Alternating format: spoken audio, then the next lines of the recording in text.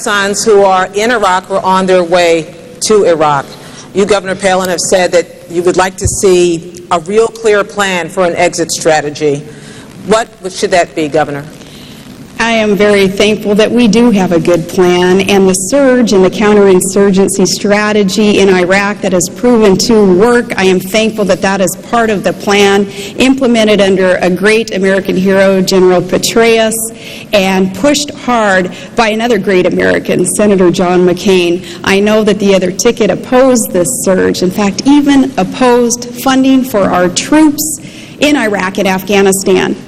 Barack Obama voted against funding troops there after promising that he would not do so. And Senator Biden, I respected you when you called him out on that. You said that his vote was political, and you said it would cost lives. And Barack Obama at first said he would not do that. He turned around under political pressure and he voted against funding the troops. We do have a plan for withdrawal. We don't need early withdrawal out of Iraq. We cannot afford to lose there, or we're going to be no better off in the war in Afghanistan either. We have got to win in Iraq. And with the surge that has worked, we're now down to pre-surge numbers in Iraq. That's where we can be. We can start putting more troops in Afghanistan as we also work with our NATO allies who are there strengthening us. And we need to grow our military. We cannot afford to lose against al-Qaeda and the Shia extremists who are still there, still fighting us. But we're getting closer and closer to victory, and it would be a travesty if we quit now in Iraq.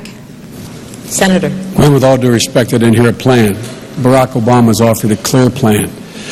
Shift responsibility to the Iraqis over the next 16 months, draw down our combat troops. Ironically, the same plan that Maliki, the Prime Minister of Iraq, and George Bush are now negotiating. The only odd man out here, only one left out, is John McCain, number one. Number two, with regard to Barack Obama not, quote, funding the troops, John McCain voted the exact same way.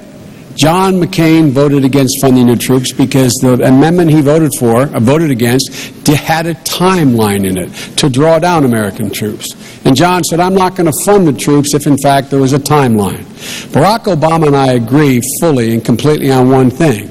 You've got to have a timeline to draw down the troops and shift responsibility to the Iraqis. We're spending $10 billion a month, while the Iraqis have an $80 billion surplus. Barack says it's time for them to spend their own money, have the 400,000 military we've trained for them begin to take their own responsibility, and gradually over 6 months, 16 months withdraw. John McCain, this is a fundamental difference between us. We will end this war. For John McCain, there is no end in sight to end this war. Fundamental difference. We will end this war. Governor.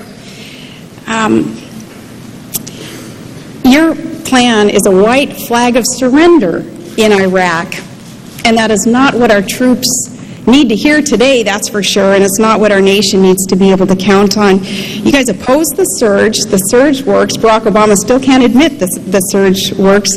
We'll know when we're finished in Iraq, when the Iraqi government can govern its people, and when the Iraqi security forces can secure its people. And our commanders on the ground will tell us when those conditions have been met.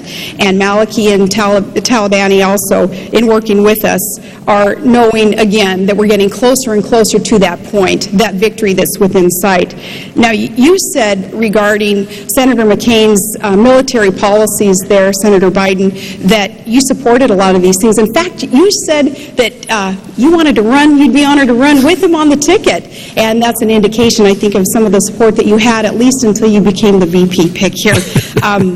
You also said that Barack Obama was not ready to be commander-in-chief. And I know, again, that you opposed the move that he made to try to cut off funding for the troops, and I respect you for that. I don't know how you can defend that position now, but I know that you know, especially with your son in the National Guard, and I have great respect for your family also, and the honor that you show our military. Barack Obama, though, another story there. Anyone, I think, who can cut off funding for the troops after promising not to, that's another story. Senator Biden. John McCain voted to cut off funding for the troops. Let me say that again. John McCain voted against an amendment containing $1,600,000,000 that I had gotten to get MRAPs, those things that are protecting this, the governor's son and, pray God, my son, and a lot of other sons and daughters. He voted against it. He voted against it, the funding, because he said the amendment had a timeline in it to end this war, and he didn't like that. But let's get straight who has been right and wrong. John McCain and Dick Cheney said, when I was saying we would not be greeted as liberators, we would not, this war would take a decade, not a day, not a week, not 6 months. We would not be out of there quickly. John McCain was saying that Sunnis and Shias got along with each other without reading the history of the last 700 years. John McCain said there'd be enough oil to pay for this. John McCain has been dead wrong. I love him. As my mother would say, God love him, but he's been dead wrong on the fundamental issues relating to the conduct of the war. Barack Obama has been right. There are the facts. Let's move on to Iran and Pakistan. I'm curious about what you think, starting with you, Senator Biden. Which is the greatest threat? A nuclear